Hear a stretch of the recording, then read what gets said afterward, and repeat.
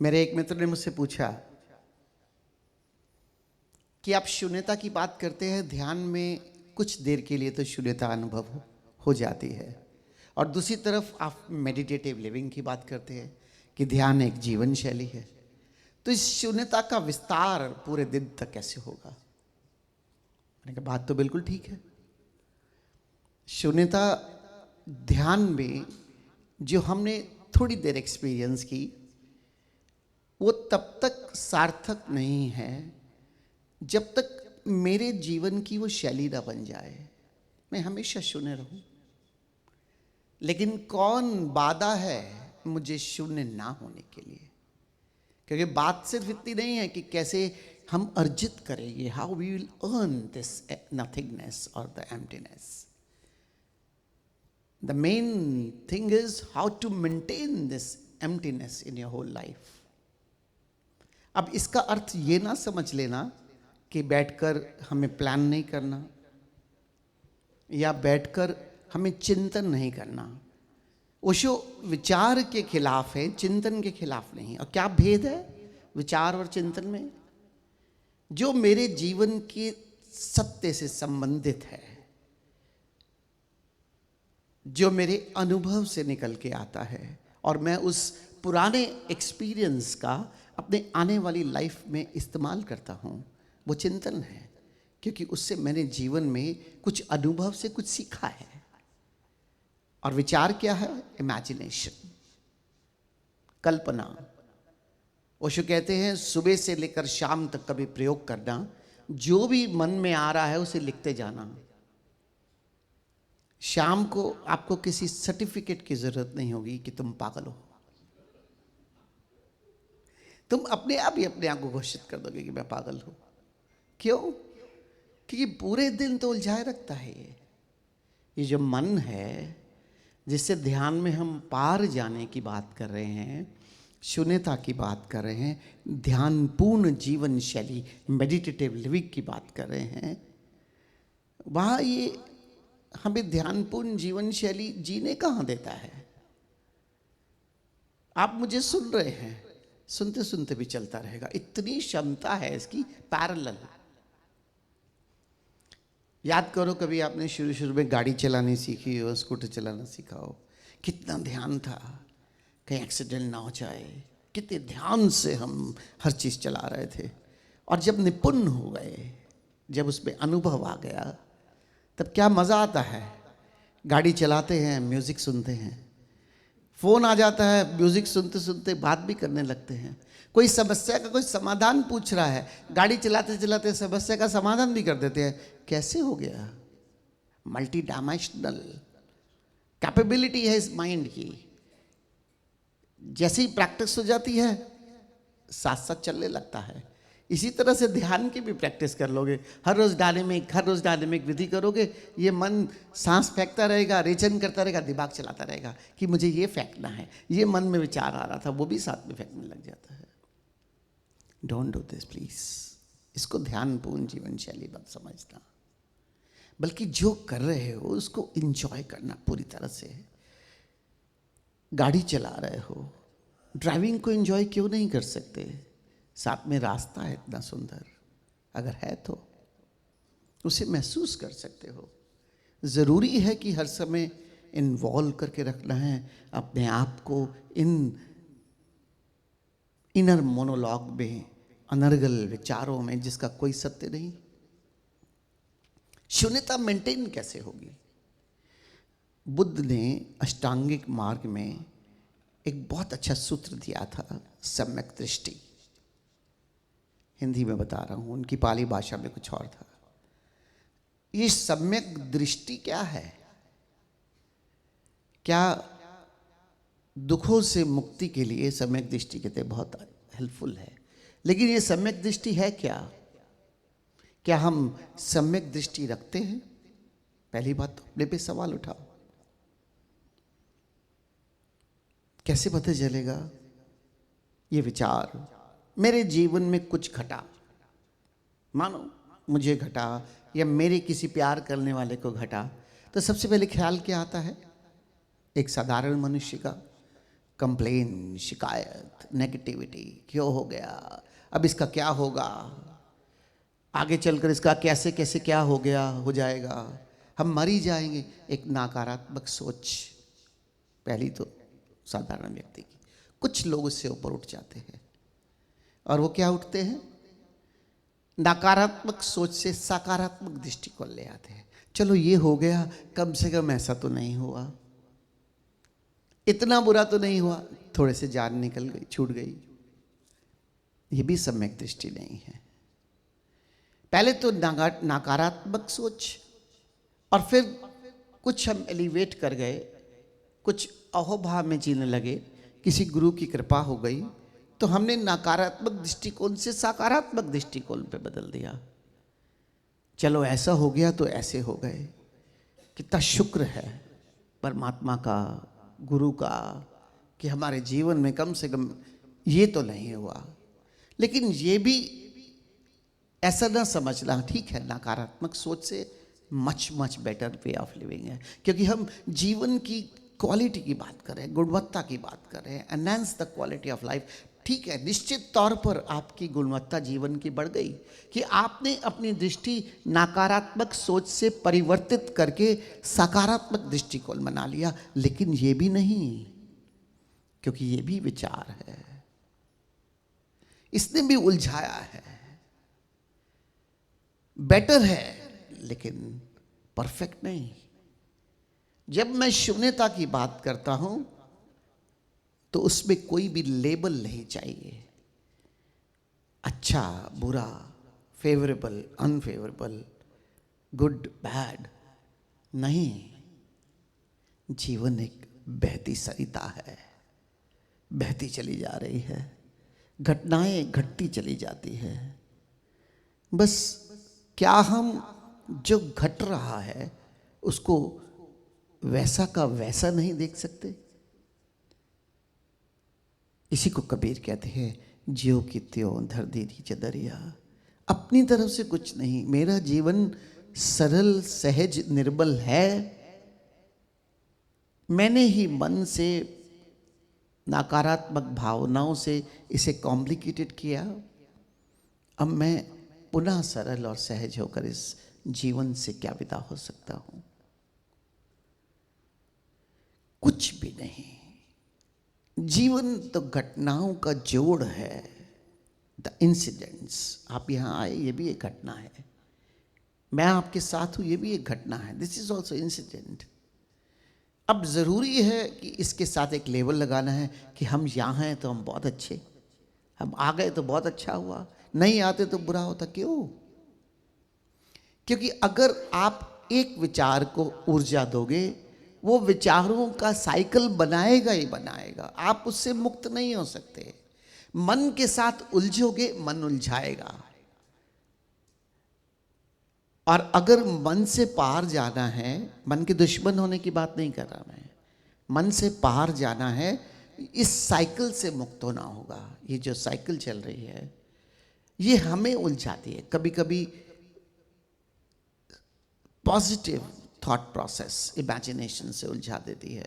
अगर हमने रियलाइज कर लिया, अगर हम थोड़े से जागरूक हो गए, नेगेटिव साइकिल से हम जागकर ऊपर उठ जाते हैं और पॉजिटिव साइकिल में आ जाते हैं। लेकिन ये मत समझना कि ये साइकिल नहीं है। ओशो ने इसलिए स्पष्ट तौर पर कहा, किसी भी घटना या किसी भी इस जीवन में चीज पर अपना लेबल मत लगाओ, आप शून्य हो जाओगे। मानो कल मुझे कुछ हुआ, मैं बीमार हुआ, शरीर है। अब शरीर है तो शरीर के रोग होंगे, कभी किसी हवा से, कभी किसी वजह से। अब क्या मैं कर क्या सकता हूं? बेस्ट टू माई एबिलिटी उस दर्द या उससे मुक्ति पाने के लिए कुछ प्रयास कर सकता हूं। अब इसमें मुझे बताओ, अच्छा या बुरा, इस लेवल की जरूरत कहां है? कुछ भी घटना घट रही है, बेस्ट टू माई एबिलिटी में सॉल्व करने की कोशिश करो। इसमें कहीं भी किसी भी तरह की किसी से भी शिकायत की भी जरूरत कहाँ है कि तुमने ऐसा किया तो ऐसा हो गया, तुम मेरे जीवन को बर्बाद करते हो। क्यों भाई? आपने देखा आपके घर में सब में ही एसी है, टीवी है, सबके साथ रिमोट है, तो आप टीवी देखते हैं, चैनल बदलते हैं, रिमोट के चैनल बदलते चले जाते हैं, बदलते चले जाते हैं। जो कार्यक्रम देखना चाहते हो आ जाता है। क्या कभी सोचा है कि हमारे जीवन का रिमोट कंट्रोल हमने दूसरों के हाथ में दिया हुआ है? हम सोचते हैं वो जिम्मेदार है मेरे सुख और दुख के। क्यों? मेरा जीवन, my life, I will decide for my self. फिर जो हो सो हो, लेकिन कम से कम मैं दूसरों के हाथ में अपना जीवन देने वाला नहीं। फिर तो मेरे हर दुख और सुख के कारण लोग हैं, उनके कारण मेरे जीवन में ही हुआ, फिर मेरा जीवन कहाँ है? अगर मैं सोचता हूं कि ये जीवन मेरा है तो इसमें मेरा कुछ इख्तियार तो होना चाहिए। मैं कम से कम इसे अपने तरीके से जी सकूं। और जीवन जीने का पैरामीटर क्या है? शरीर और मन और भावनाएं नहीं, ये शून्यता, जहां प्रेम उसका स्वभाव है, जहां शांति उसकी जीवन शैली है, जहां आनंद उसका होना है। लेकिन ये होगा कैसे? बाहर से कुछ ओढ़ने से नहीं होगा। मैं अपने जीवन का मुख्य बिंदु अपने भीतर की शून्यता के साथ अपना एसोसिएशन बनाकर जीना शुरू कर दूं। मैं अक्सर एक उदाहरण देता हूं। आप यहां बैठे हैं, थोड़ा सा ऐसे ही चल रहा है, टेम्परेचर 32, 33, 34 बाहर है। अगर आप बाहर जाकर खड़े होगे तो 34 डिग्री का इस समय आप पर सीधा प्रभाव पड़ेगा। आप उससे मुक्त नहीं हो सकते, क्योंकि वो तो है। आप अंदर आकर आपने क्या किया? दरवाजे खिड़कियां बंद कर दी, पर्दे लगा दिए। गर्मी बाहर से भीतर 34 से 27, 28 डिग्री हो गई। थोड़ा सा पंखा या एसी चला दिया, 22 या 24 डिग्री कर दिया। आपने मैनेज किया। लेकिन कब किया? जब अपने बाहर से अपना तल बदल के भीतर ले आए। ध्यान क्या है? अपने इन तलों को जानना और किस तल पर मुझे कब जीना है, इसकी मेरी स्वतंत्रता हो। मैं शरीर के तल पर जीने की कोई निंदा नहीं कर रहा, मैं मन के भोगों की कोई निंदा नहीं कर रहा, मैं भाव में बहने की भी कोई निंदा नहीं कर रहा। लेकिन कम से कम मैं तो डिसाइड करूं कि मुझे कब शरीर के तल पर जीना है, कब मन के तल पर थोड़ी देर के लिए मैं गया, कब भावनाओं में बहा और फिर लौट कर अपने घर पर भी आया। जो मेरी शून्यता मेरा घर है, जहां टोटल रिलैक्सेशन है, जहां शांति है, जहां आनंद है। और हम कर क्या रहे हैं? किसी मित्र ने बुलाया हमें, आओ चाय पीते हैं। हम चले गए उसके घर पे, चाय पीने लगे और फिर वहीं डेरा डाल लिया। याद ही नहीं रहा कि वापस भी जाना है। ये हमारे साथ हो रहा है। ये शरीर, ये मन, ये भावनाएं मेरे 3 मित्र हैं जो मेरे साथ जी रहे हैं हर समय। बस कभी मुझे शरीर निमंत्रण देता है तो मैं शरीर में बह जाता हूँ, कभी मुझे मन निमंत्रण देता है तो मन के साथ होकर बह जाता हूँ, कभी मुझे भावनाएं निमंत्रण देती हैं, मैं भावनाओं के साथ बह जाता हूँ। ये तो भूल ही गया मेरा घर भी है भाई, मुझे वापस जाना है। ध्यान स्वयं के सत्य की अनुभूति है। ये शरीर, ये मन, ये भावनाएं मेरे मित्र की तरह मेरे पास हैं, जिनका मुझे प्रयोग उपयोग करना है, लेकिन मुझे वही नहीं हो जाना। कभी मैं शरीर ही हो जाता हूँ, कभी मैं मन ही हो जाता हूँ, और कभी मैं भावनाएं हो जाता हूँ। और इन 3 तलों पर सुख और दुख एक झूले की तरह मुझे झुलाते रहते हैं। जान लो, ध्यान एकमात्र उपाय है अपने सत्य की अनुभूति करने का। इसीलिए $1 मिलियन क्वेश्चन ध्यानी ने रखा, हु एम आई, मैं कौन हूं? और ध्यान के बिना आप इस $1 मिलियन क्वेश्चन का आंसर नहीं निकाल सकते। क्योंकि ध्यान में मैं अपने शरीर, मन और भावनाओं से पार जाकर थोड़ी देर के लिए, कुछ मिनटों के लिए अपने साथ तादात्म्य जोड़ता हूं, अपनी शून्यता, अपनी आत्मा जो अजर अमर है उसके साथ अपना एसोसिएशन बनाता हूं। फिर उस अनुभव से पूरा दिन मैं उसकी सुवास, फ्रेग्रेंस या उसकी याद में जीता हूं। तो मेरा स्वभाव प्रेमल हो जाता है, शांतिपूर्ण हो जाता है, खुशपूर्ण हो जाता है। जो क्वालिटी है इस शून्यता की, कि जब मैं उस तल पर जुड़कर जीता हूं तो सहज मेरे भीतर से प्रेम बहने लगता है, सहज मैं शांत होने लगता हूं, सहज मैं आनंदित होने लगता हूं। एक साधारण व्यक्ति का जो ग्राफ है वो दुख और सुख में झूलता है, और एक ध्यानी का जो ग्राफ है वो आनंद और शांति में झूलता है। क्योंकि सुख भी उत्तेजना है, दुख भी उत्तेजना है। हाँ, निश्चित हमेशा आनंदित नहीं रहा जा सकता, क्योंकि इन बाहर के तलों पर जब कुछ प्रभाव पड़ता है उसका कुछ प्रभाव बाहर की लेयर तक मुझे, मेरे चैतन्य के साथ भीतर भले ही ना प्रवेश करे, लेकिन उसका इम्पैक्ट पड़ता है। जैसे बाहर 34 डिग्री है तो भीतर थोड़ा सा एसी चलाया हुआ है, लेकिन सर्दियों में बाहर अगर 12 डिग्री होगा, भीतर कितना भी प्रयोग करो थोड़ा सा हीटर चलाना पड़ेगा। इसलिए बाहर का इम्पैक्ट पूरी तरह से भीतर भले ही ना पड़े, लेकिन इनडायरेक्ट इम्पैक्ट जरूर होता है। वही इनडायरेक्ट इम्पैक्ट मुझे कभी आनंद में और कभी शांति में झुलाता है, बस। क्योंकि कोई भी जीवन ऐसे नहीं चल सकता। मॉनिटर देखते हो ना हॉस्पिटल में, पिक्चर्स में दिखाते हैं, इसका मतलब डेड। तो लाइफ तो ऐसे होगी, लेकिन कितना वेरी करना है ये मेरी स्वतंत्रता है। इसलिए मेरे जीवन का स्वामित्व मैं हूं, मेरे जीवन का मालिक मैं हूं। दुख या सुख, उत्तेजनाओं से रहित जीना या ना जीना, इसका मालिक भी मैं हूं। ऐसी सम्यक दृष्टि जो बुद्ध ने दी, जो जैसा है उसे वैसा ही देखना, ये सम्यक दृष्टि है।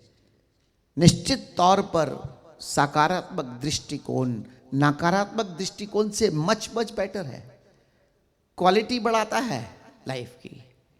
आप ग्रेटिट्यूड में चले जाते हैं, थैंक्स में चले जाते हैं, कंप्लेन से मुक्त हो जाते हैं, लेकिन still long way to go. और वो है बस जो जैसा है उसे वैसा ही देखना, और उससे अपने आप को बेस्ट एबिलिटी जो भी एफर्ट्स कर सकते हो करते चले जाना। और इसी को कृष्ण ने साक्षी कहा है, कि मैं साक्षी होकर सिर्फ ऑब्जर्व करता रहूं, जानता रहूं कि क्या जीवन में हो रहा है, बिना अपने आप को उसके साथ उसका तादात्म्य बनाए। और ध्यान एकमात्र उपाय है साक्षित्व का, टू बी ऑब्जर्वर, अपने जीवन के स्वामित्व का, कि आप बाहर से अपना केंद्र हटाकर स्वयं की शून्यता में अपने केंद्र को और गहराने लगते हैं, और गहराने